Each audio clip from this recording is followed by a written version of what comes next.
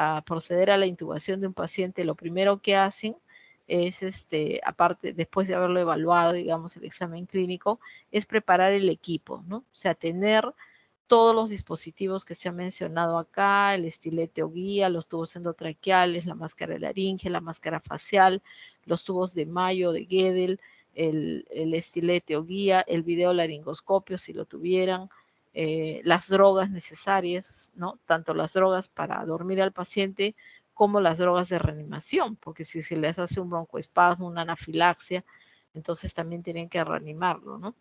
Entonces, si todo eso está chequeado, para eso se hace un checklist, ¿no? De todas esas cosas que están disponibles. Ya tiene el paciente evaluado, tiene el checklist de los materiales y ahora va a evaluar si ese paciente tiene condiciones de tener una ventilación difícil. Por ejemplo, ¿quiénes pueden ser difíciles de ventilar? Pacientes obesos, ¿no?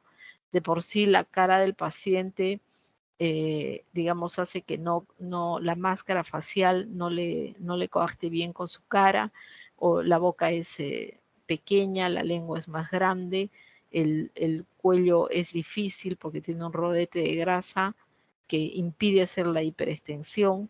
Después, el paciente obeso, sobre todo el obeso mórbido, es un paciente que el peso mismo de toda su caja torácica va a actuar en contra de ustedes cuando el paciente pierde la conciencia, ¿no? Ya sea porque vino inconsciente o porque ustedes le van a poner drogas para poder intubarlo.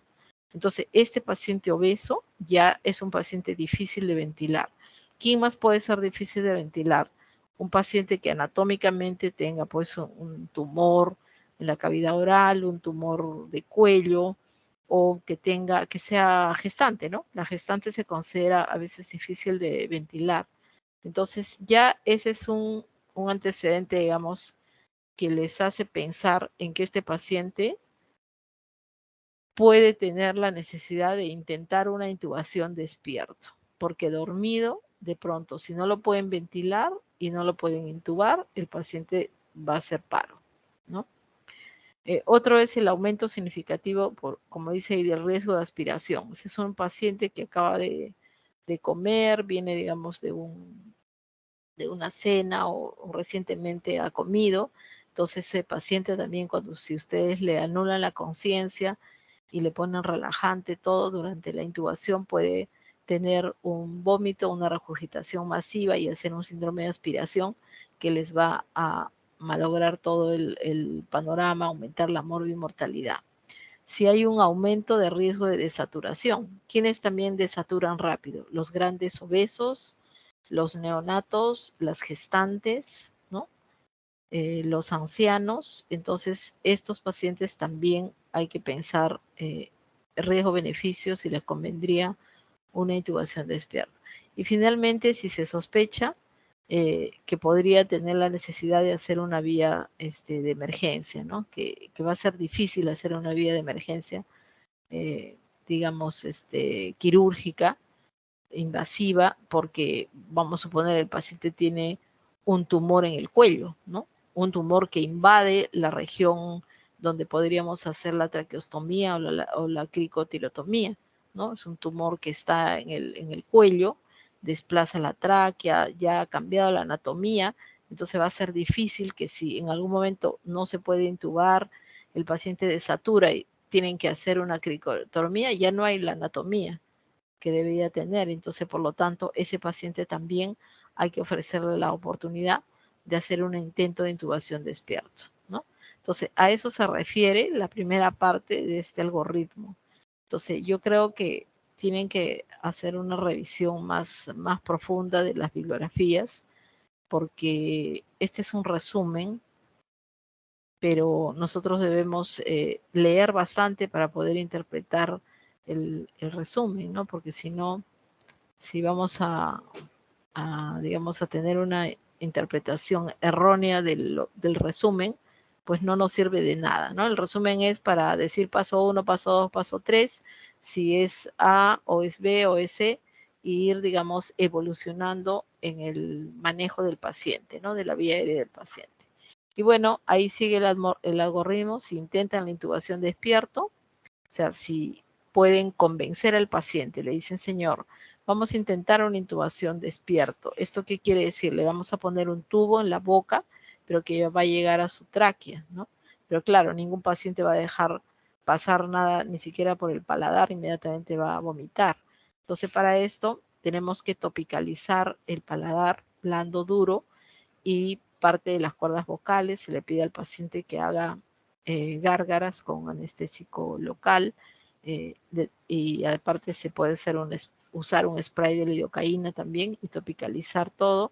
De esta forma usted primero prueba con el laringoscopio, ya sea con un tubo, lo que sea. Si el paciente ya no tiene reflejo nauseoso al ir tocando el paladar o la faringe, ¿no? Cuando ya se ha conseguido esta anestesia local en toda esta zona, entonces uno puede atreverse a colocar el laringoscopio porque sabe con confianza de que colocar este aditamento no le va a producir arcada y vómito al paciente, ¿no?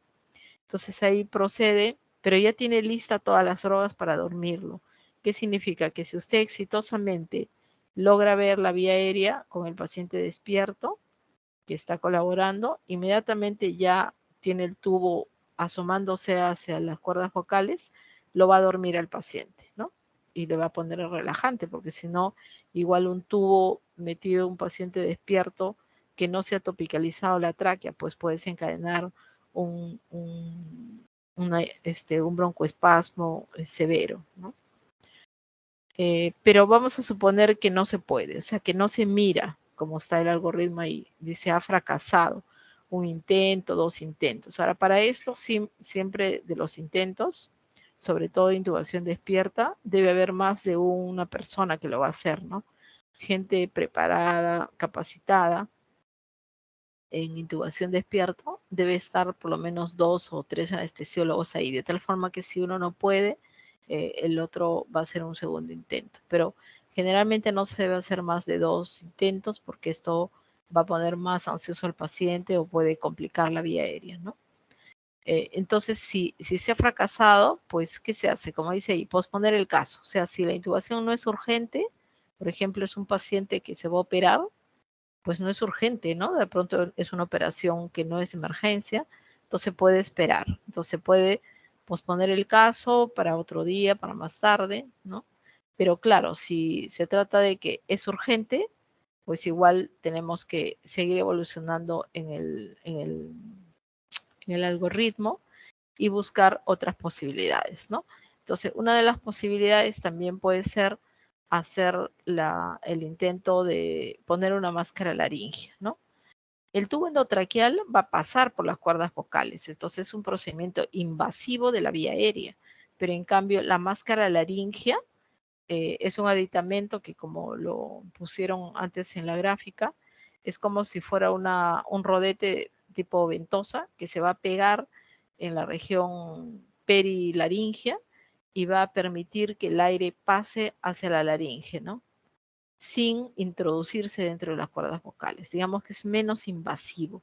Entonces, en un paciente obeso que vemos que por más que le hemos topicalizado y por más que él está despierto y quiere colaborar, igualmente no vemos la laringe porque de pronto es muy anterior, porque es muy obeso o tiene una hipoplasia maxilar inferior severa. Entonces, una máscara laringea nos puede salvar, ¿no?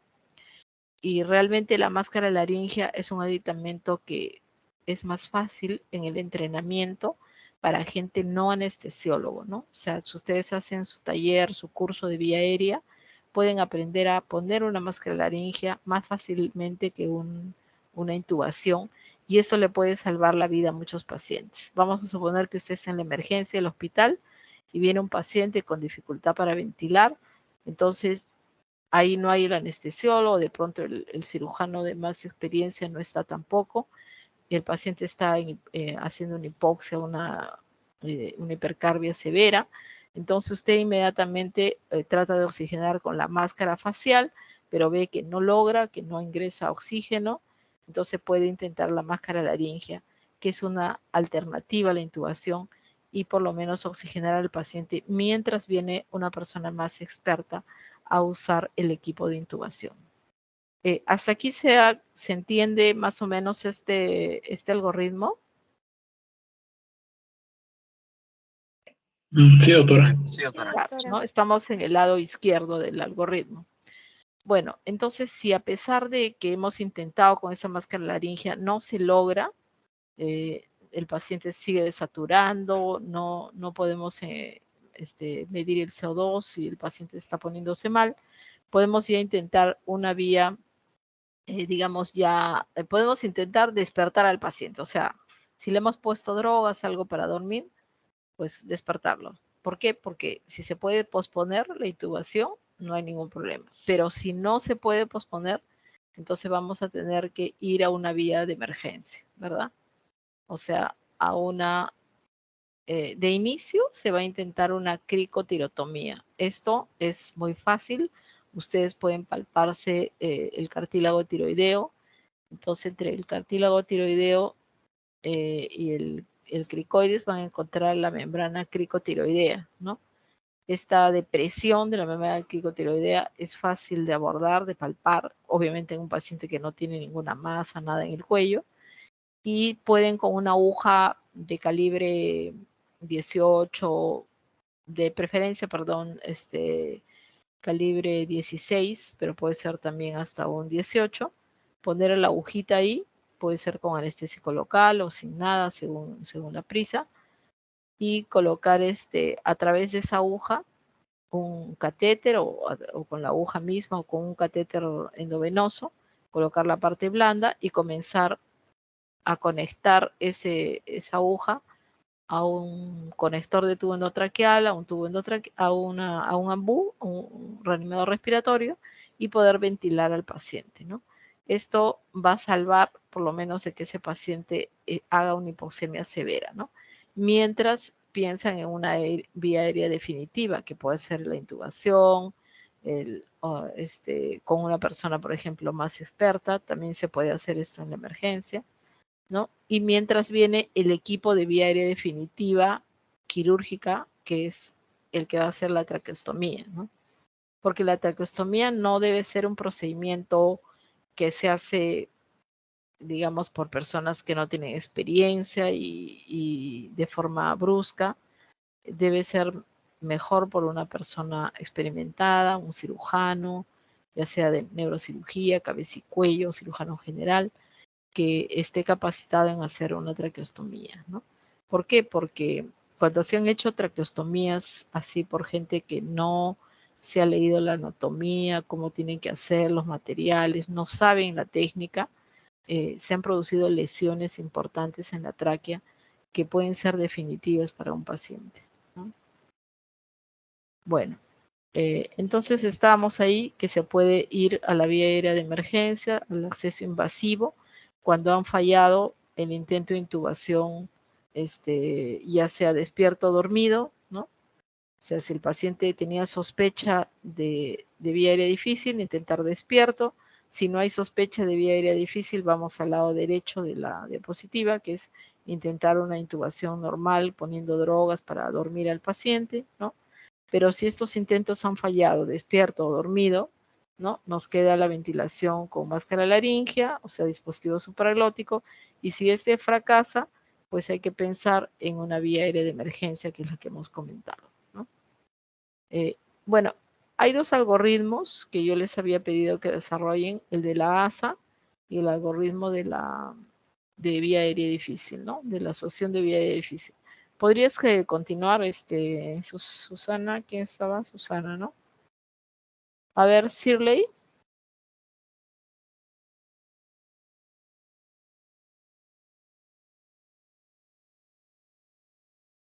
Sí, doctora, es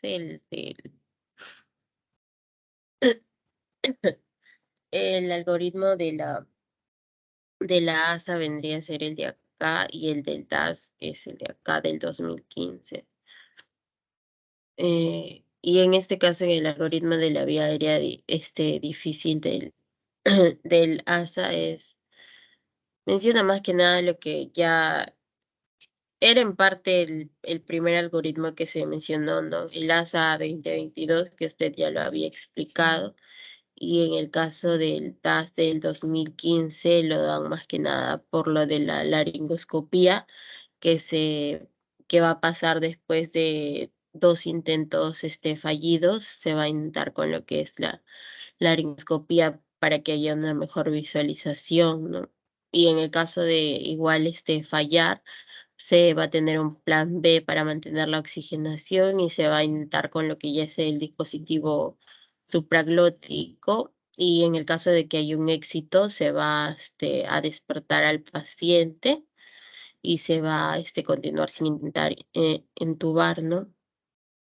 Y si hay, de nuevo una falla ya en lo que sería la ventilación, sería el intento final, con lo que ya sería una mascarilla facial, y en caso de que no se pueda, se pasaría con lo que sería la cricotiroidotomía.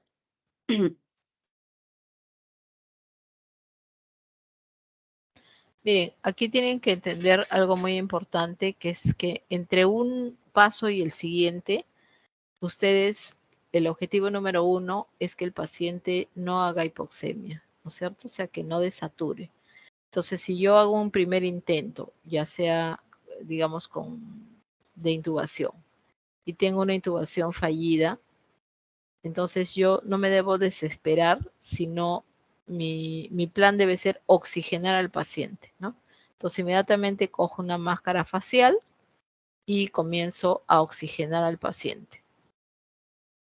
¿Por qué es importante eso? Porque no todo paciente va a ser difícil de ventilar, o sea que sí lo voy a poder oxigenar con una máscara facial para hacer un segundo intento, que en este caso, en el protocolo de la DAS, el siguiente dispositivo es el supraglótico, o sea, la máscara laringe, ¿no?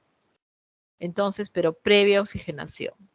Ahora, si yo veo que esta máscara laringe ha tenido éxito, o sea, yo estoy logrando oxigenar, amplexan ambos campos, está pasando, mejora la saturación con la máscara laringea, entonces yo puedo incluso intubar al paciente a través de la máscara laringea, porque la máscara laringea última, digamos, de última generación, tiene, eh, digamos, a través del conducto del tubo, digamos, que va hacia la ventosa esta que se contacta con la laringe, puede usted introducir un tubo endotraqueal, ¿no?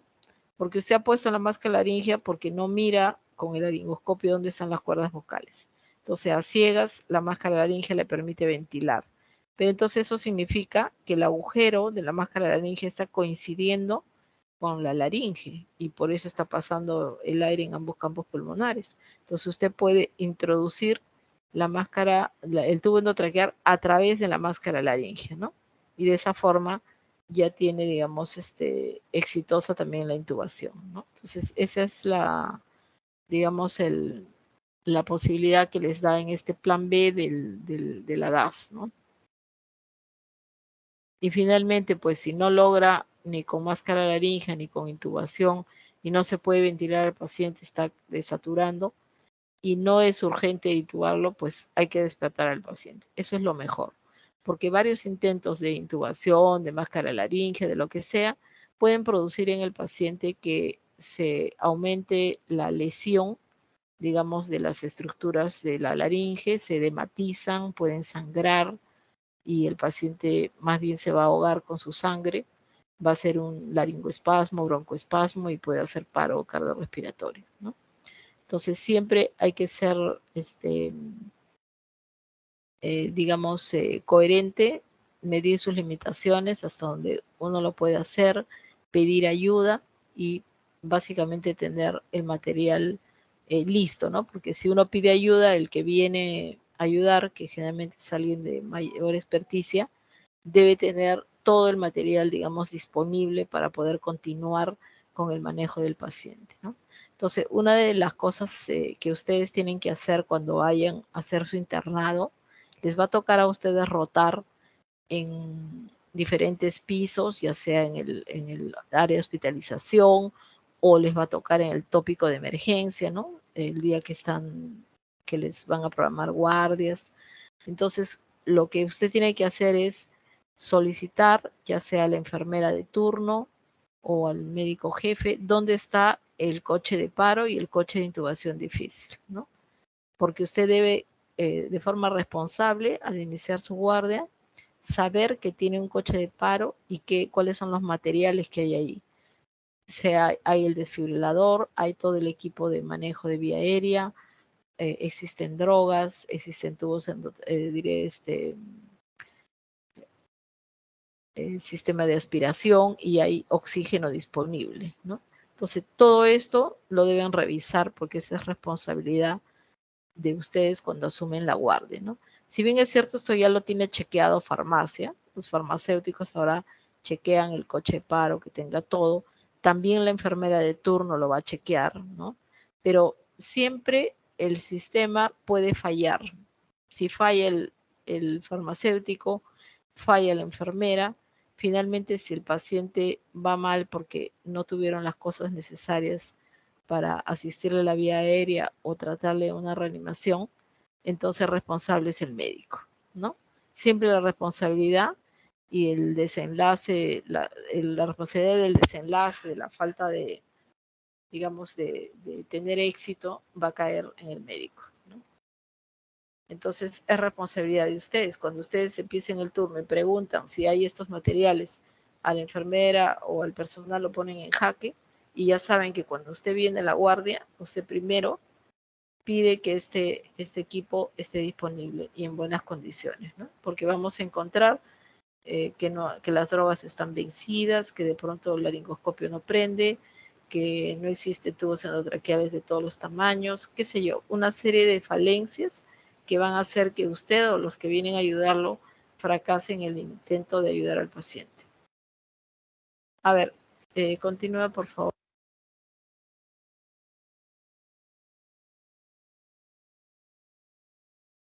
También tenemos lo que sería en la DAS, el manejo de intubación traqueal difícil, pero que en este caso no ha sido anticipada en lo que serían los adultos, ¿no? Entonces se ve que primero se está tratando de ventilar con lo que es la mascarilla más que nada y se está optimizando, ¿no? La posición de cabeza y cuello mediante las maniobras que mencionamos al inicio, la tracción mandibular o la maniobra frente mentón, ¿no? Y entonces también se preoxigena, también se ve que hay un bloqueo neuromuscular adecuado, ¿no? Y en el caso de que esta ventilación tenga éxito, se puede confirmar lo que es la intubación traqueal mediante lo que sería la capnografía. Y en el caso de que sea fallida, se va a mantener la oxigenación y se va a insertar el DSG, ¿no? Se va a cambiar el dispositivo o el tamaño, pero solamente en un máximo de 3 intentos. Igualmente, como se mencionó, ¿no? Se va a tratar de oxigenar y ventilar, ¿no? En el caso de éxito, se va a despertar a lo que sería el paciente y se va a continuar sin intentar intubar, como se lo mencionó, ¿no? Para evitar las lesiones. O en un cuarto punto se va a ver la opción de la traqueostomía o la cricotirotomía, ¿no?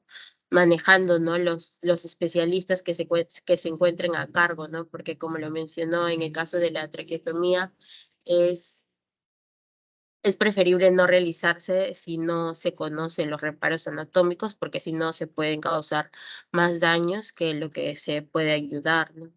Y en un plan C tendríamos lo que es la ventilación solo con lo que sería la mascarilla facial, ¿no? Y si es posible ventilar con una relajación muscular profunda y ya si hay éxito se va a pasar a lo que sería a despertar al paciente y en el caso de que ya sea en un abordaje de emergencia se va a necesitar lo que sería la cricotoritomía con lo que sería el bisturí y se van a tener que tener los cuidados y seguimientos posoperatorios, ¿no?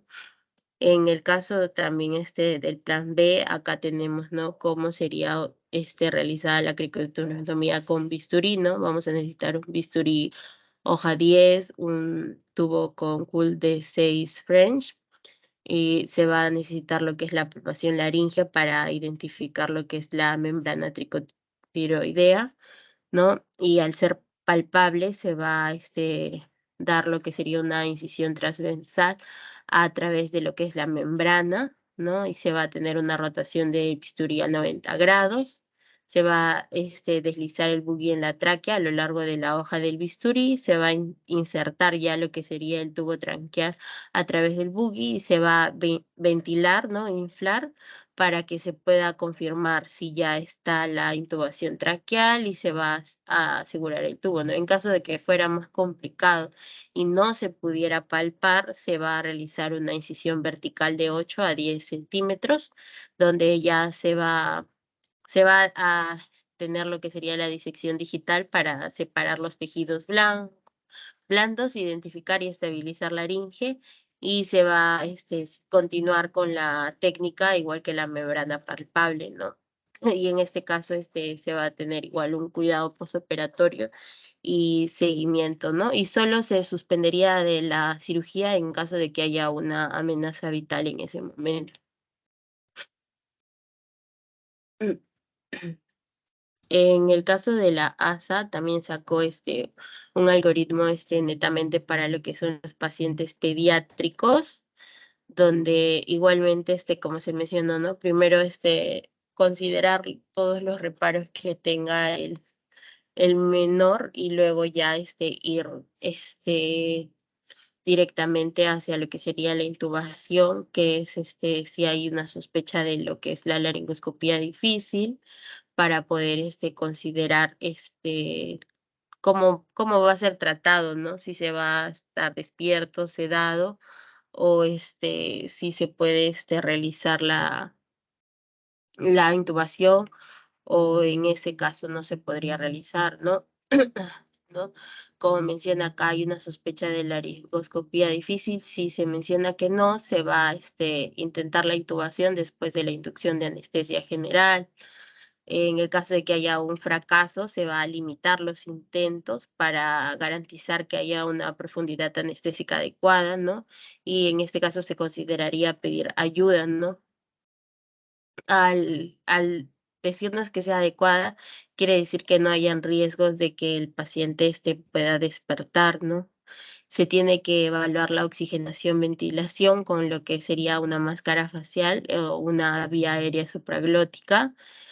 En el caso de que sea adecuada, se va a confirmar por el dióxido de carbono, ¿no? Donde se va a ver que ya va a ser una vía de no emergencia y se tendría que considerar el problema del paciente, limitar los intentos y se debe ser consciente del paso del tiempo y también reevaluar la ventilación de cada intento, ¿no? Y considerar los enfoques alternativos de intubación, ¿no? También los accesos invasivos o la viabilidad de otras opciones, como en este caso ya sería lo que sería la cricotirotomía, ¿no? En el caso del fracaso, deterioro de la ventilación, se pasaría a lo que sería la vía de emergencia, no se podría intubar, no se podría ventilar, entonces se tendría que estar llamando a pedir ayuda, ¿no? Mayormente se dice que son personas más expertas, con más casos atendiendo lo que son las intubaciones, porque mencionan que probablemente después de 2 intubaciones o 2 intubaciones son las que se recomiendan, pero también mencionan de que a veces como que quieren intubar a la fuerza y muchas veces ya no se dan cuenta de los errores que están teniendo. Y al traer a una tercera persona, esa sí puede evaluar y al haber estado viendo externamente los errores cometidos, puede tratar de entrar por otra vía o buscar nuevas, formas, ¿no? Para que pueda lograr lo que es, la intubación. En el caso de estos pacientes pediátricos, se tiene que tener, muy en cuenta, qué tipo de materiales se va a usar, ¿no? Porque vemos que se va a usar, solo el laringoscopio recto hasta los 1 o 3 años, donde su peso vaya de 10 a 12 kilogramos, mientras que ya se puede usar el curvo, desde los 4 años hasta los 10 años, ¿no? También su tubo endotraqueal, ¿no? Que tiene una medida en el caso de los bebés prematuros, que no va a contar con balón y va a estar sin balón hasta lo que serían los 6 meses y en el caso de los demás vamos a se va a evaluar, ¿no? Si se necesita que sea con o sin balón, ¿no? Al igual que la succión, en el caso de que haya hemorragias o aspiraciones de secreciones, se va a necesitar evaluar cuál es la fuerza de succión que se va a utilizar, ¿no? También evaluar con la bolsa mascarilla los tamaños, ¿no? De lactantes, de pediátricos o en el caso de 8 a 10 años, que sería evaluar si necesita un pediátrico o va a necesitar el de adultos. Como usted lo mencionó, ¿no? Siempre en los hospitales vamos a encontrar lo que sería el carro de intubación difícil, que va a estar conformado por el laringoscopio rígido con hojas de diferentes formas y tamaños, que como se menciona en el algoritmo, solamente pueden ser cambiados 3 veces el tamaño. Los tubos endotraqueales de diferentes tamaños igualmente, las guías para tubo endotraqueal, que van a ser los estiletes semirrígidos, los intercambiadores de tubo para ventilación, el estilete luminoso, pinzas, las cánulas faringias y nasofaringias, las mascarillas laringias que van a encontrarse de diferentes tamaños y tipos, ¿no? Vamos a tener la clásica, la de intubación, la Proseol y la Supreme. También vamos a tener lo que sería el fibrobroncoscopio, el equipo de intubación retrógrada, el dispositivo de ventilación no invasivo de emergencia, que va a ser conocido como el combitubo o el jet ventilador transtraqueal, el equipo para vía aérea invasiva de emergencia, donde vamos a encontrar todo lo referente a la cricotirotomía y un detector de dióxido de carbono exhalado, ¿no? Estas vendrían a ser nuestras bibliografías y eso sería todo.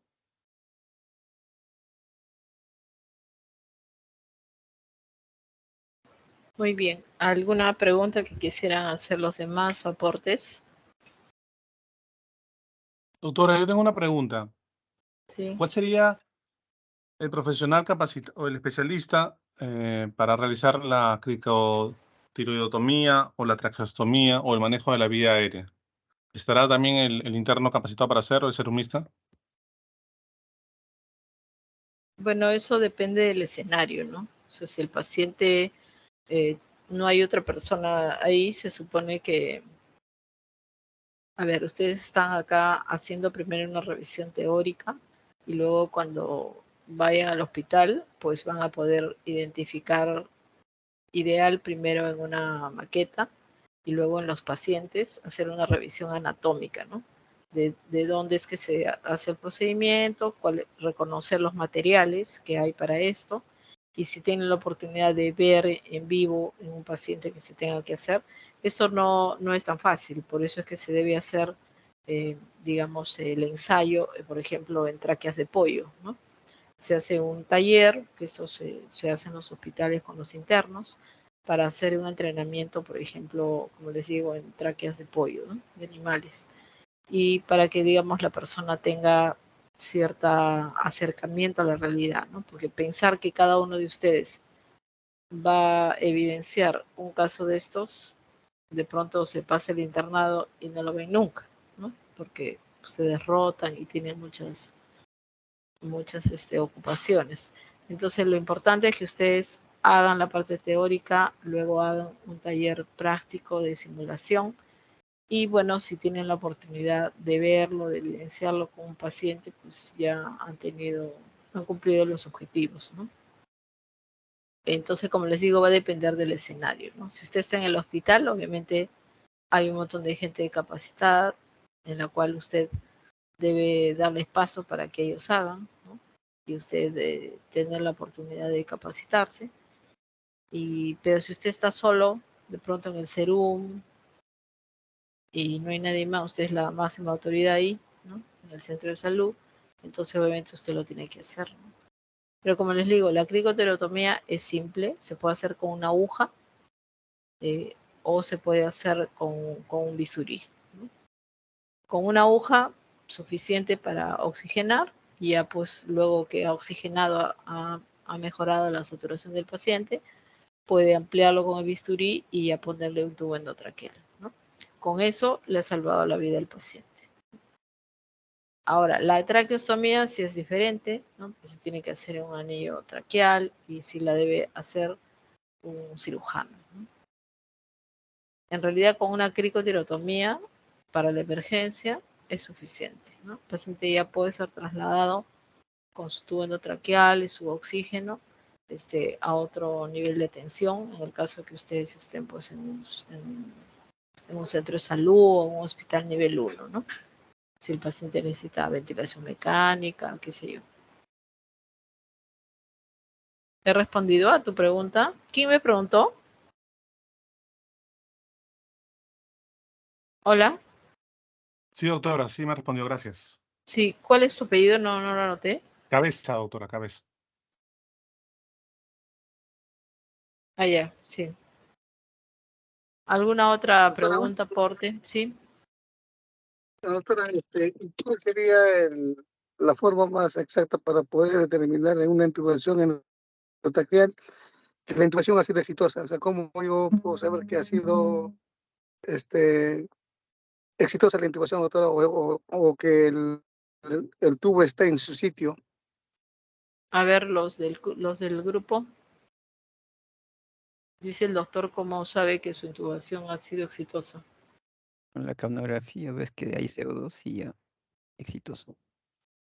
Claro, ¿no? O sea, de inicio, si yo estoy mirando que el tubo pasa por las cuerdas vocales, estoy también evidenciándolo. Esto es más fácil verlo con un video laringoscopio, pero porque a veces con el laringoscopio es difícil por la poca apertura oral.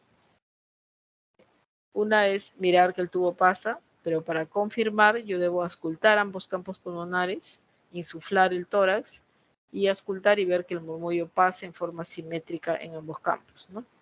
Y la definitiva, digamos, confirmación es obteniendo la capnografía, ¿no? Con el CO2. Ahora, el estómago también puede tener CO2, ¿no? Pero la diferencia es que usted puede ver CO2 en la capnografía si hace una intubación esofágica, pero por un periodo de tiempo muy corto, ¿no? Y no ve una curva tampoco, digamos, completa, sino ve que hay CO2, ¿no?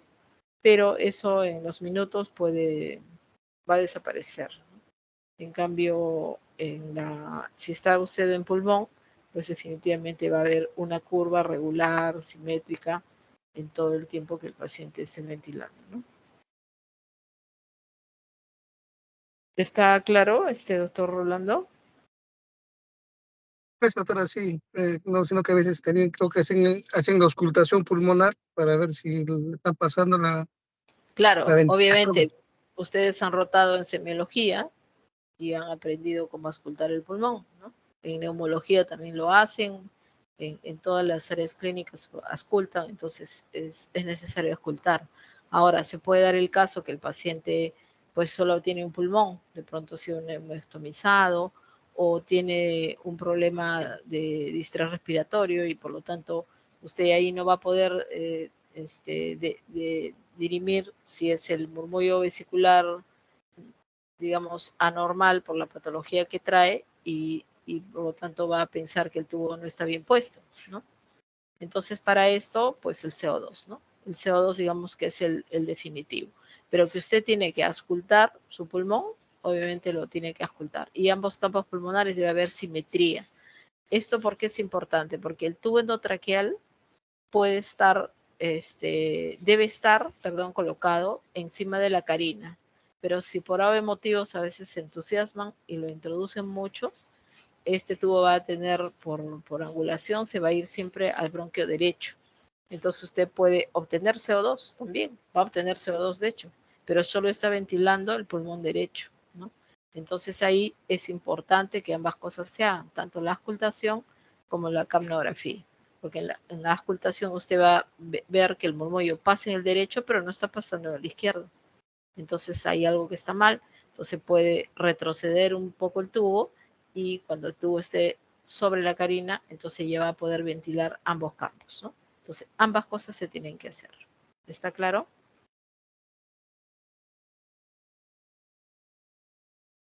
Gracias, doctora. Ok. ¿Alguna otra pregunta, Porte? Doctora, Sí. Buenas noches. Una consulta. Si existiera el caso de que la intervención ha sido pues complicada y se ha llegado a dañar las estructuras que están dentro del trayecto, por decir las cuerdas vocales o tal vez el tejido adyacente, ¿cuál sería el procedimiento? Incluso creo que existe una complicación o tal vez es una secuela después de que se realiza la extracción del tubo endotraqueal. ¿Cómo se podría tratar la disfagia después de esta o qué se procede a hacer? A ver qué dicen los expositores.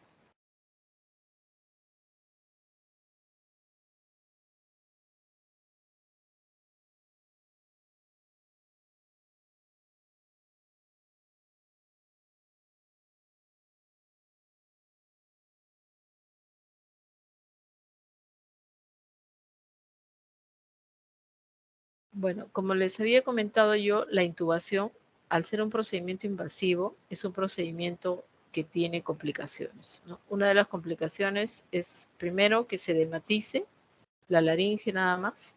Al edematizarse, se cierra y por lo tanto el paciente no tiene cómo ventilar. Se puede producir un laringoespasmo y el paciente va a querer, si está, digamos, despierto o tiene ventilación espontánea, va a querer ventilar contra una glotis cerrada y eso le puede producir este aumento de presión intratorácica para ventilar contra una glotis que está cerrada, puede producir un edema agudo del pulmón. Entonces es muy crítico traumatizar la vía aérea y hacer que el paciente entre en un laringoespasmo. Esa es una posibilidad. La otra podría ser un broncoespasmo también, ¿no? Se produce hiperreactividad bronquial porque, a ver, si yo quiero hacer una intubación despierto, habíamos dicho que hay que topicalizar toda la zona. Y si yo ya quiero entrar el tubo y sigue el paciente despierto a la tráquea, entonces debo también anestesiar la tráquea, ¿no?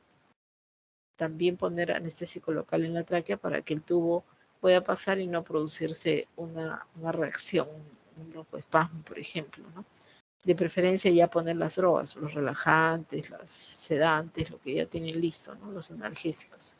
Pero si no lo tuvieran y quieren seguir despierto, tiene que topicalizarse también, anestesiar la tráquea, ¿no? Entonces, esto es muy importante. Ahora, si la cuerda vocal se lesiona, se traumatiza, obviamente ustedes saben que eso va a producir una parálisis de la cuerda vocal, ya sea de un lado o de ambas. Por lo tanto, el paciente va a tener, pues, de inicio puede tener un laringoespasmo, puede haber, si hay sangrado, se puede broncoaspirar su sangre, va a haber roncantes, qué sé yo, o puede tener a la larga, digamos después, una, una disfonía, ¿no? Va a tener una alteración de la voz, ya digamos como secuela. Por eso es que cuando tenemos neonatos, ¿no? Recién nacidos o niños pequeños, la vía aérea del niño pequeño puede tener un diámetro de 4 o 5 milímetros, ¿no? En el recién nacido, 3 milímetros. El lactante al año de edad, 4 milímetros, y así, ¿no? Entonces, imagínense tan pequeña, y si ustedes le hacen un trauma y inmediatamente se hincha, pues obviamente se cierra la vía aérea. Entonces, el paciente ya no tiene por dónde ventilar. Entonces, por eso el manejo de la vía aérea del paciente pediátrico, sobre todo del neonato, debe ser hecho por expertos. No todos los neonatólogos son expertos tampoco. Tiene que ser un neonatólogo preparado en el manejo de la vía aérea, ¿no? Y obviamente los anestesiólogos. Porque un trauma ahí puede ser fatal para el niño, ¿no? Una lesión de cuerdas vocales puede ser algo definitivo. He respondido a tu pregunta. ¿Quién me había preguntado? Muriel, Doctora. ¿no? Ok. ¿Alguna otra cosa? Doctora, una consulta, buenas noches. En Sí. cuanto a lo que sería el CAF al momento ya de fijar el tubo endotraqueal, ¿hay alguna medida que se le tenga que poner exacta o porque creo que también hay un tema de un riesgo que se podría producir necrosis es que se infle demasiado el CAF? A ver qué ¿O cuál? dicen los expositores.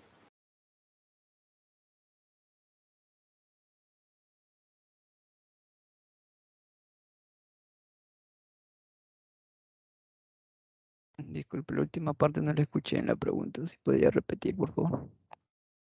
El CAF, ¿qué cantidad o sea, a qué nivel tengo que inflar el CAF? ¿Hay algún valor en cuanto a presión, algún máximo? El CAF de tubo endotraqueal. No hay una presión exacta, pero lo que se hace es que, bueno, he leído que se siente un pequeño clic, ¿no? A la hora de hacer la presión, pero más exactamente no he leído acerca de la presión exacta que se tiene que poner en el...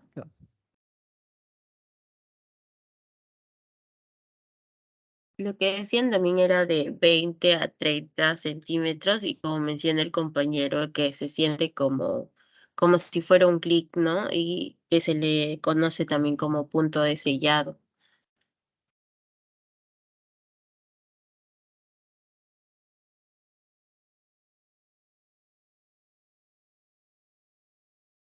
A ver, los tubos endotraqueales, esta era la primera parte del seminario que, bueno, no la han ampliado mucho, que es sobre el material, ¿no? Que se usa. Los tubos endotraqueales se deben escoger de acuerdo a la edad del paciente, ¿no? Y al tamaño de su vía aérea. Entonces, de tal forma que cuando yo voy a intubar a un paciente, por eso debo tener previamente revisado todo mi equipo de intubación. Y dentro de ellos están los tubos endotraqueales. Entonces, si yo digo, este es un niño de 5 años, por ejemplo, que de acuerdo a la regla para calcular su tubo le corresponde un tubo 5, 5.5, ¿no? Entonces digo, a ver, voy a ver si tengo el tubo, ¿no? Primero. Pero no solo debo tener el tubo que le corresponde al paciente, sino un tubo por encima y uno por debajo en cuanto a medida. O sea, debo tener un 4.5 y un 5.5, un 6. ¿Por qué? Porque a pesar de que existe un cálculo de acuerdo a la edad del paciente, al tamaño, a que si es adulto mujer o adulto varón, esto va a cambiar. A veces yo puedo tener un paciente adulto de talla, digamos, de 1,80 m y sin embargo tiene una laringe pequeña. Y puedo al contrario tener un hombre de 1,50 m y tengo una laringe muy amplia. Entonces, como esto va a variar, yo debo escoger primero según la edad del paciente y luego en los pacientes adultos vamos a usar tubos entre 7, en mujeres, entre 7, 7.5 hasta 8. Generalmente todas las mujeres es suficiente, 7, 7.5 y 8. Y en los varones, generalmente son tubos que van de 7.5, 8, 8.5, 9 hasta 9.5, ¿no? Pacientes ya miden más de 1,80 m, puede darse el caso. Entonces, estos tubos yo los tengo que tener disponibles, de tal forma que cuando hago la laringoscopía, yo voy a mirar de acuerdo a la apertura cuál tubo de esos que tengo listo le calza mejor al paciente. ¿Qué quiere decir? Que el tubo debe ser lo más exacto a la apertura que yo tengo. O sea, no debe ponerse un tubo chiquito en una tráquea grande. ¿Por qué?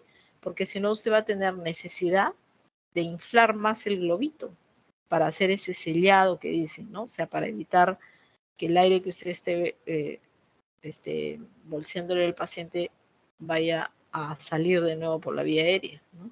Se supone que usted quiere introducir aire que vaya hacia el pulmón y que no haya fugas, ¿no? Entonces, si usted usa un tubo muy pequeño para la apertura del paciente, va a tener que usar más CAF, o sea, inflar más el globito para tener un cierre.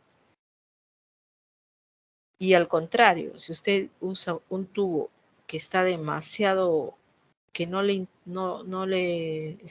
entra con mucha fuerza, le va a lesionar la cuerda vocal, ¿no?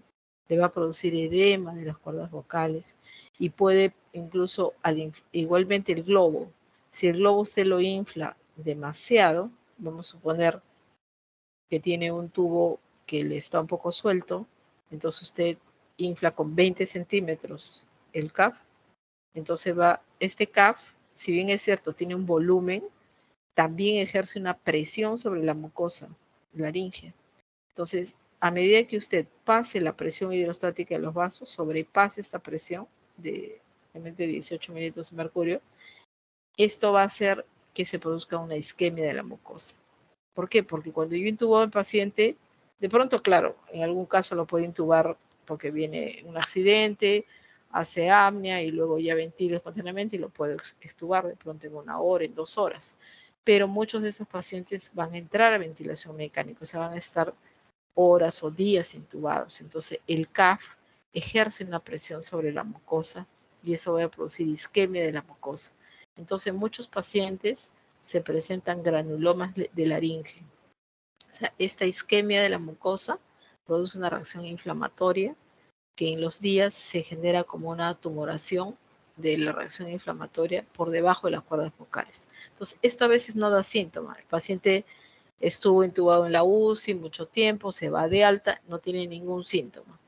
Pero de pronto hace un resfrío, un problema respiratorio y viene por el otorrino le hace una laringoscopía y le encuentra una tumoración debajo de las cuerdas vocales.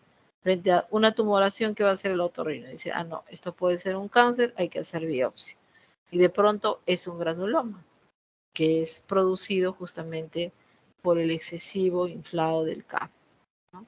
Entonces el CAF solamente se debe inflar hasta que complete, digamos, ese espacio entre el tubo y la laringe. Generalmente no deben ser más allá de 4 o 6 centímetros si el tubo ha sido adecuadamente colocado. Recuerden que el anillo traqueal tiene una forma de C y el tubo es redondo. Entonces quiere decir circular, ¿no? Quiere decir que siempre va a haber una zona donde fugue, porque es una C contra un círculo, ¿no? Entonces, para rellenar ese poco espacio es que se infla el CAF. Entonces, el CAF tiene un volumen hasta de 20 centímetros, hasta de 20. Pero normalmente un tubo bien puesto no debe tener pues un CAF de 20, porque ahí estoy aumentando la presión. Entonces, debe ser que yo ponga un CAF entre 4, 6 centímetros en volumen de aire, lo cual se puede medir también con un monitor. El CAF tiene una válvula unidireccional. Esa válvula se puede conectar a un monitor que mide la presión intracaf.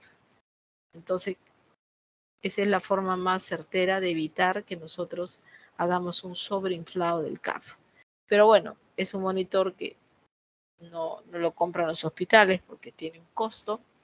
Entonces lo que nosotros hacemos es, bajo la laringoscopía directa, mirar cuánto estamos inflando el CAF y luego bolsear y ver si no hay fuga y cuidadosamente inflar de centímetro en centímetro hasta donde sea necesario, ¿no? ¿He respondido a tu pregunta, Margaret? Sí, doctora, gracias. Ok. ¿Alguna otra pregunta?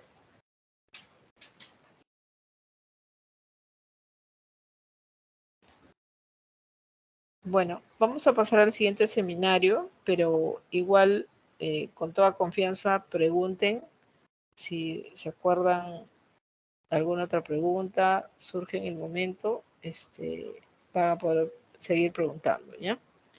A ver, ¿quiénes van a hacer el Doctora, otro seminario? Perdón, ¿quién me habla? doctora, que la interrumpa. Sí, tengo una consulta. Sí, Bueno, dígalo. ¿cuál podría ser la principal complicación que relega la cricotiroidotomía a segundo plano frente a otras técnicas percutáneas? Como no te he entendido. ¿Cómo has dicho? No te entiendo. ¿Cuál puede ser qué? ¿Cuál es la principal complicación que ha provocado que la cricotirotomía percutánea pase a un segundo plano frente a otras técnicas?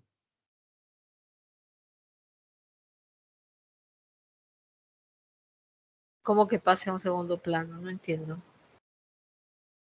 Bueno, me refería a la principal complicación de la cricotirotomía percutánea.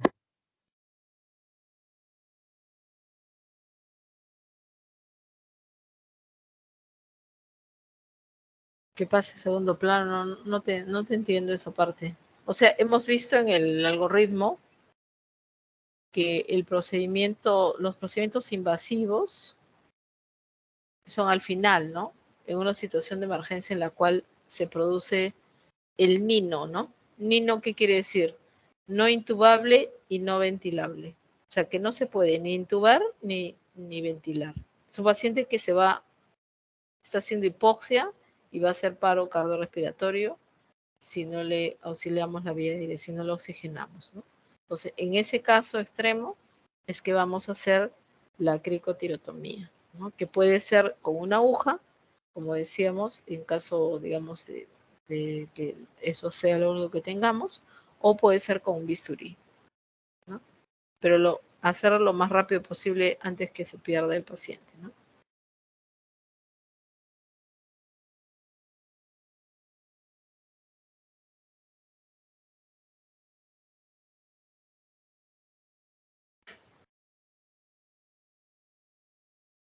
¿Quién intervino? Perdón, Diego, ¿no? Diego. Diego. Creo que ya se fue.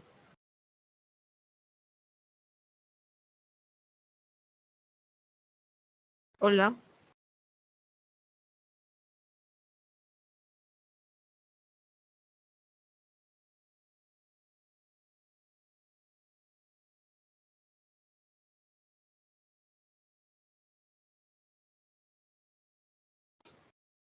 A ver, un momentito, ya voy a anotar quiénes están en este grupo. González.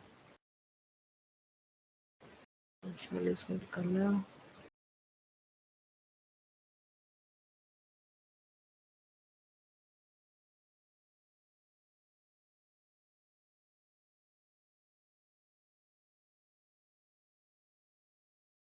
Ya. A ver. Mavila. Sí, doctora. Buenas Inicia, noches. por favor. Buenas noches.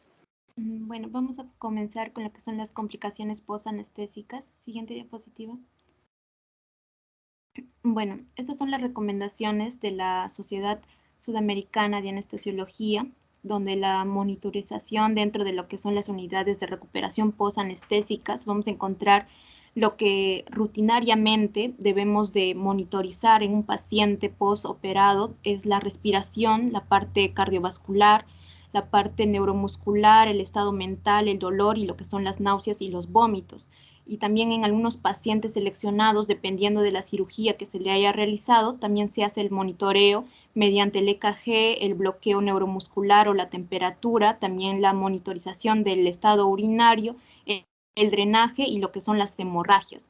Se ha observado que un 7% de los pacientes van a presentar ciertas complicaciones, como son las respiratorias, la hipotensión y lo que son las arritmias, ¿no? Siguiente diapositiva.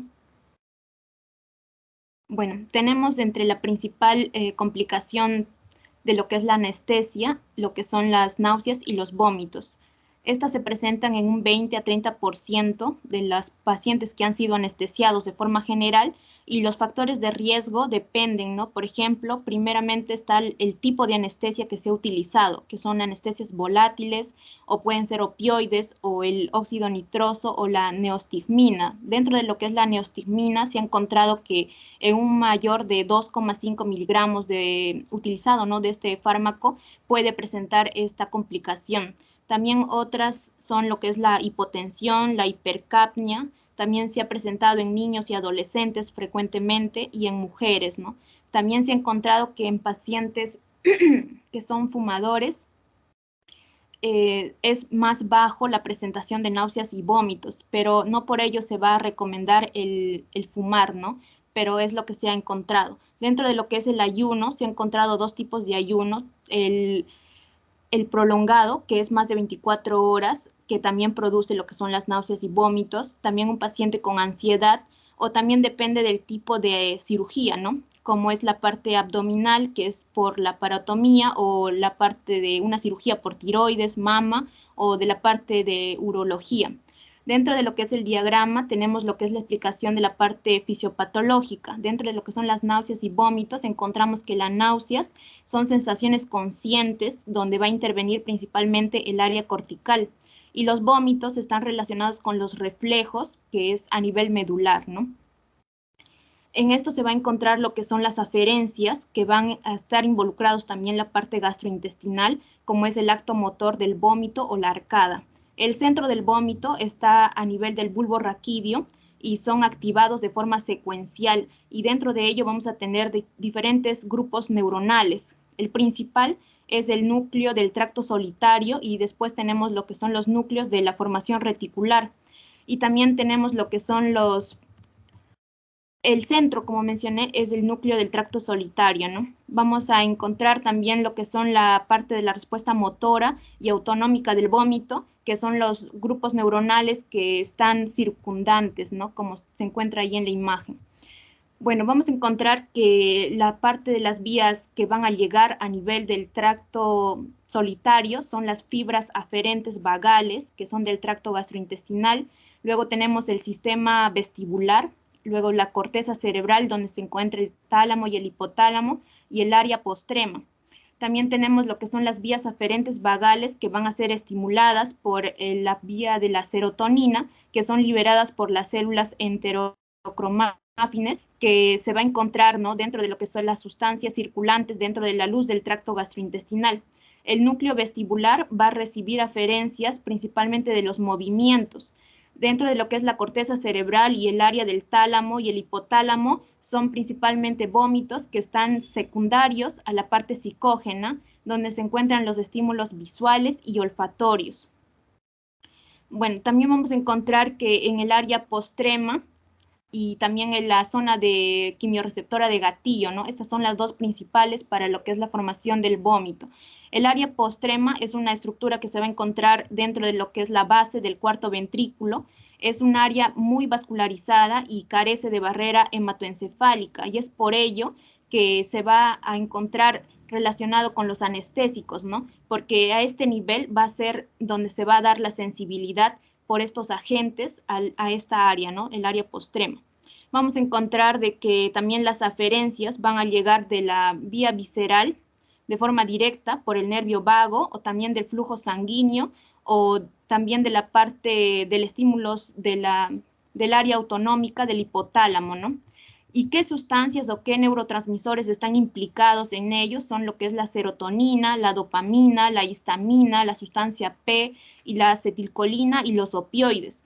Estos receptores van a ir directamente a lo que son, bueno, estos neurotransmisores van a ir a los receptores diferentes en cada uno, ¿no? Tenemos, por ejemplo, los receptores que se encuentran en la parte vagal, que son los receptores serotoninérgicos, en los núcleos vestibulares, los receptores muscarínicos y de la acetilcolina. En el área postrema tenemos los receptores opioides y en el núcleo del tracto solitario, los receptores de la serotonina también y los receptores de la sustancia P. Siguiente diapositiva. Bueno, aquí tenemos lo que es una escala, la escala de Apfel, que es una escala que permite el diagnóstico de las náuseas y los vómitos en pacientes pediátricos, ¿no?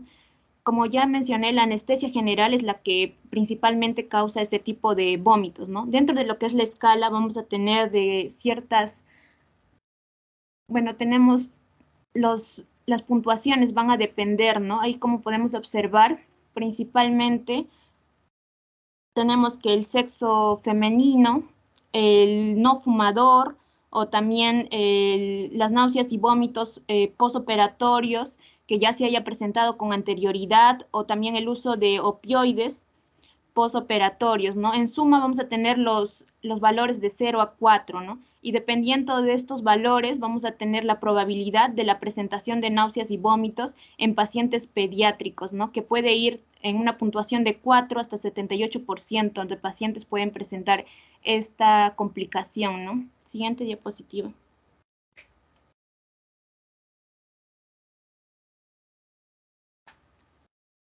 Bueno, posteriormente tenemos lo que es el tratamiento. Aquí se va a hacer uso, como ya mencioné, en la parte fisiopatológica, lo que son los receptores. Tenemos lo que son los antagonistas de los receptores de serotonina, que se encuentra el ondansetrón, que en pacientes pediátricos está indicado en 0,1 miligramos por kilo, con dosis máxima de 4 miligramos intravenoso, de forma lenta, o puede ser intramuscular también. En adultos es dosis única de 4 miligramos, intravenoso lento o intramuscular. Se puede administrar antes o también durante la anestesia, ¿no? Luego tenemos también lo que son los corticosteroides, como la dexametasona, de 8 miligramos intravenoso, y tenemos los antagonistas de receptores dopaminérgicos, como el droperidol o el haloperidol. El droperidol está indicado en 0,5 a 2 miligramos intramuscular o intravenoso, y el haloperidol en 2 miligramos intravenoso. Luego tenemos los antagonistas de receptores de histamina, que es el dimenidrato, que está indicado de 1 a 2 miligramos por kilo, y los hipnóticos, como el propofol, que está indicado en 10 a 20 miligramos intravenoso, ¿no? Siguiente diapositiva. Bueno, dentro también del tratamiento de las náuseas debemos evitar ciertas circunstancias, ¿no? Como se mencionaba en la anterior diapositiva, como es la hipotensión, la hipercapnia, ¿no? Dentro de lo que es el despertar intraoperatorio vamos a tener lo siguiente. Bueno, el despertar intraoperatorio está definido como lo que es la conciencia del paciente dentro de la operación. Dentro de ello va a poder recordar ciertos hechos, tanto visuales como auditivos, que se vayan a dar dentro de lo que es la operación, ¿no? Esto va a producir un estrés postraumático en el paciente. Los factores de riesgo que están asociados a esta complicación son las dosis insuficientes de los anestésicos, o también hacer un uso de técnicas endovenosas totales o una resistencia individual propio del paciente, que a pesar de que se le haya dado un anestésico en una dosis adecuada, no pueda responder de la misma forma, ¿no? También dependiendo del tipo de cirugía, en los pacientes politraumatizados o en cirugías cardíacas o en una cesárea, ¿no? La prevención es lo más importante en este tipo de casos, como es el uso de dosis adecuada de anestésicos y también la monitorización, ¿no?, de la profundidad anestésica durante la operación. Siguiente diapositiva. Bueno, luego tenemos lo que son los anestésicos inhalados. Dentro de ello vamos a tener de que puede afectar a múltiples órganos, ¿no? Dentro de estos anestésicos tenemos el sevoflurane y el alotano, también el óxido nítrico, y vamos a tener que en la vía hepática va a afectar principalmente el alotano, que va a aumentar la transaminasa y la bilirrubina. Los vómitos también se pueden presentar, que principalmente son todos los que son halogenados, son hematógenos, ¿no? Los cardiovasculares pueden presentar bradicardias, taquicardias, depresión miocárdica o hipertensión arterial. Dentro de la parte neurológica se puede presentar cefalea, agitación, delirio, o también está muy relacionado a pacientes jóvenes o ancianos, ¿no?, a las edades extremas de la vida, ¿no? También tenemos a lo que son los temblores posoperatorios, que son muy frecuentes, ¿no? Siguiente diapositiva. Bueno, luego tenemos lo que es la hipertermia maligna. La hipertermia maligna está relacionado con el uso también del alotano o lo que son anestésicos inhalados, y es generalmente relacionado con la susceptibilidad genética. Se ha observado que en muchos pacientes en los que sus familiares han presentado la misma complicación, se puede presentar, ¿no?, por la secuencia genética. En este caso está relacionado con lo que es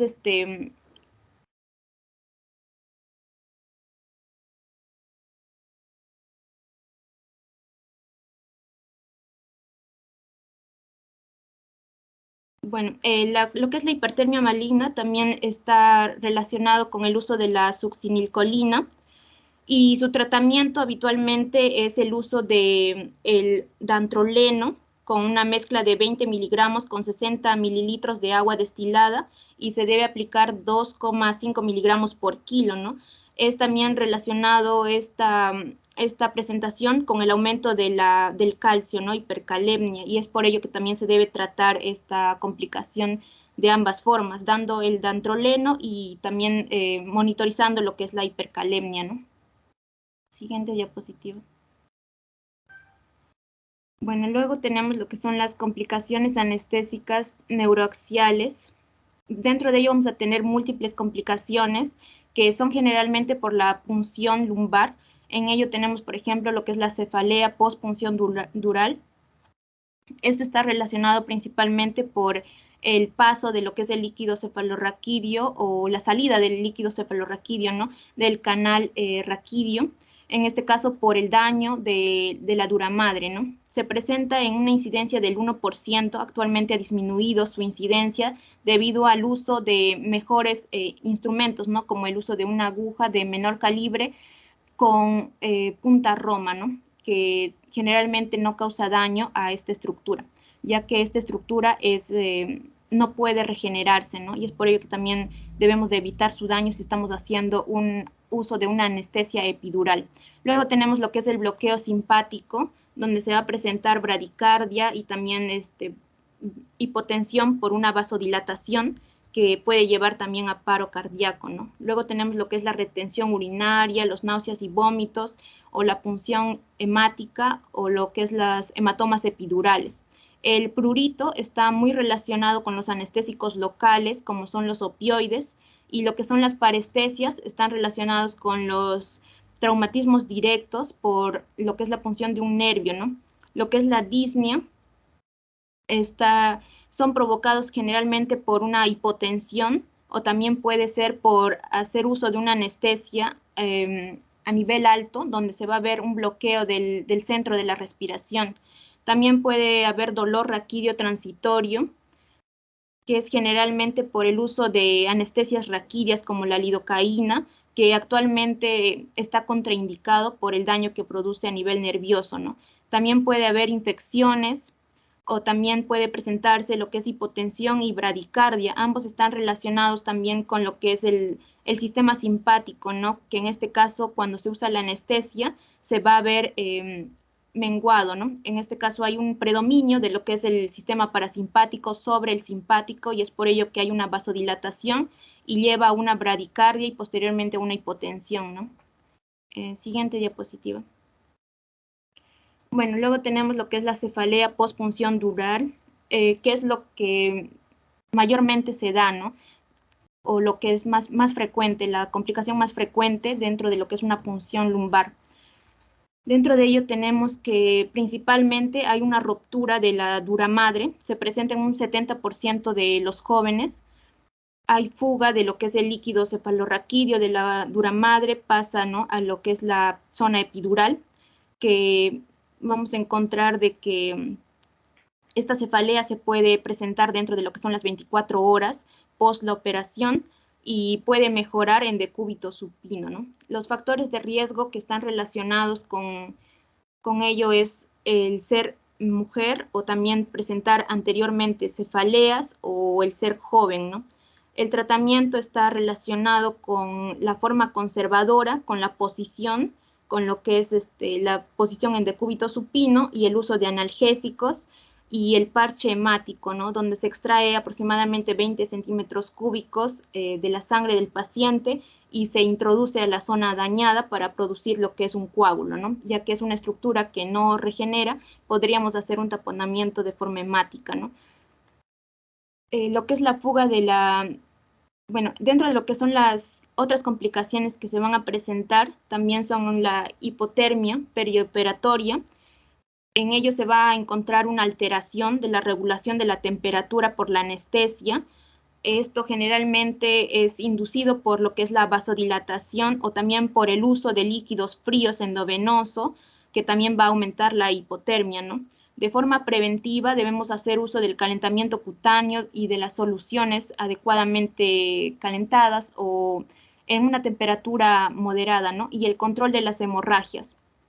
Dentro de otras complicaciones tenemos las complicaciones pulmonares, como es la broncoaspiración, donde vamos a tener que el abordaje de la vía aérea debe ser de forma inmediata, porque vamos a encontrar de que se puede presentar también hipoxemias al despertar, que son propias de la atelectasias que pueden haberse formado o por una hipoventilación alveolar o por una apnea obstructivo en los pacientes obesos, ¿no? O también por un mal control del dolor donde hay una hipoventilación. Las complicaciones cardiovasculares, se va a observar que dentro de lo que es la hipotensión y la hipertensión, ¿no? La hipotensión está relacionada generalmente con lesiones miocárdicas o también está relacionado con la anemia o la disminución de la volemia, una hipovolemia, y principalmente es el daño, ¿no? del músculo cardíaco, que podría disminuir sus contracciones en este caso, ¿no? De forma menos frecuente, la hipotensión está relacionada con embolia pulmonar y con anafilaxia. Y la hipertensión está relacionado con la alteración de los regímenes antihipertensivos, ¿no? En el periodo perioperatorio. También hay una alteración de la frecuencia cardíaca en algunos pacientes donde se presenta arritmias, ¿no? Dentro de lo que es el bloqueo muscular residual, se va a dar una recuperación inadecuada de los relajantes neuromusculares en el periodo perioperatorio y el paciente puede tener daño renal, ¿no? En algunos casos. Y se observa generalmente un aumento de la incidencia cuando hay complicaciones pulmonares, ¿no? Como la hipoventilación, la hipoxemia, la obstrucción de las vías aéreas, o también cuando hay una disminución de los reflejos protectores de la vía aérea, ¿no? Como es la tos. Y se debe revertir el cuadro con el uso de la neostigmina o el Sugammadex, ¿no? Siguiente diapositiva. Dentro de lo que son los efectos adversos por el uso de los opioides, vamos a encontrar lo que es dentro del sistema nervioso central, la analgesia, la alteración del humor, las náuseas y vómitos, la miosis, los antitusígenos o la somnolencia. Dentro de lo que es el sistema respiratorio hay una depresión respiratoria, rigidez torácica o una disminución del aclaramiento mucociliar. El sistema inmunológico por el uso de opioides está deprimido. En la parte cardiovascular hay vasodilatación, bradicardia, inotropismo, o también la parte digestiva puede presentarse estreñimiento o disminución del vaciado gástrico, ¿no? En la piel hay rubor, prurito y en la parte geniturinaria disminución de las contracciones.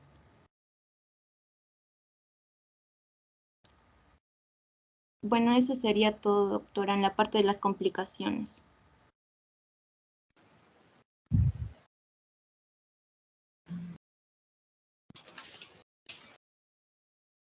¿Alguna pregunta para Mavila, Yasmín y Margaret, no?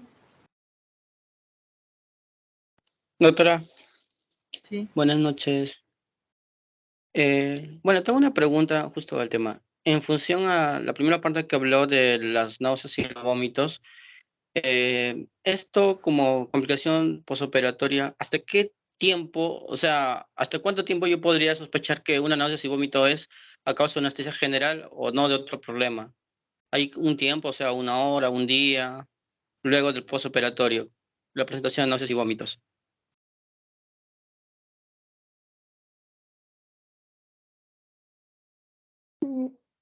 Ya, en cuanto a las náuseas y los vómitos, por ejemplo, según estudios que estuvimos revisando con las chicas, no sé si te percataste que en el segundo PPT habían 2 escalas. Dentro de las escalas, esas lo usan como herramientas para valorar, por ejemplo, la que aparecían unos rostros, que es la escala BARF. Eso era básicamente lo usan en pediátricos e incluso se puede usar hasta, según lo que habíamos leído, 2 días después de la operación. Pero incluso hay pacientes que siguen teniendo náuseas y vómitos hasta 7 días después de la operación. En este caso, por ejemplo, podría ser por el mismo tema, o sea, las náuseas y los vómitos no solamente van a ser producto del anestésico, porque como lo dijo Mávila también, el hecho de que un paciente esté hipotenso también podría producir náuseas y vómitos. Entonces, nosotros lo hemos tomado dentro de lo que sería en el postoperatorio inmediato, para poderlo tomar dentro de las primeras 24 horas, para tomarlo como posanalgésico o anestesia.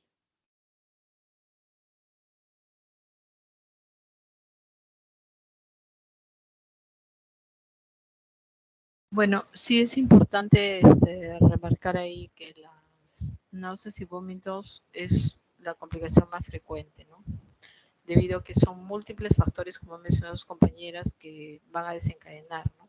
Tanto desde el punto de vista de las drogas que usamos en anestesia, que todas casi son emetizantes. Luego, la manipulación quirúrgica, ¿no? Ya sea a nivel abdominal, torácico. Hay cirugías que de por sí son más emetizantes, ¿no? Tenemos la cirugía de mamas, la cirugía de ojos, ¿no? Son de las más emetizantes que hay. Y bueno, obviamente las cirugías de abdomen, se manipulan vísceras o del tórax, ¿no?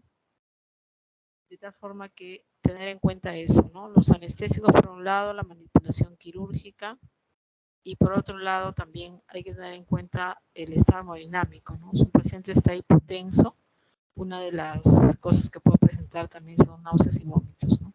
Ahora, ¿cuánto tiempo se presentan? Va a ser variable, ¿no? Si solamente están relacionadas, diríamos, con la anestesia, pues va a ser el tiempo en el cual prácticamente 2 horas del postoperatorio inmediato, ¿no?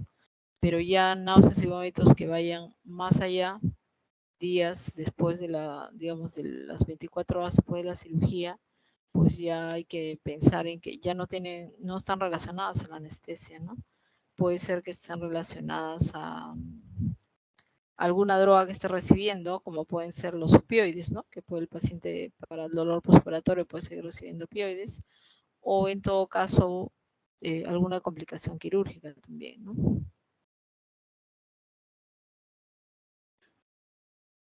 Bueno, no sé si he respondido a tu pregunta. ¿Quién había preguntado? ¿Orestes? Ya, doctora,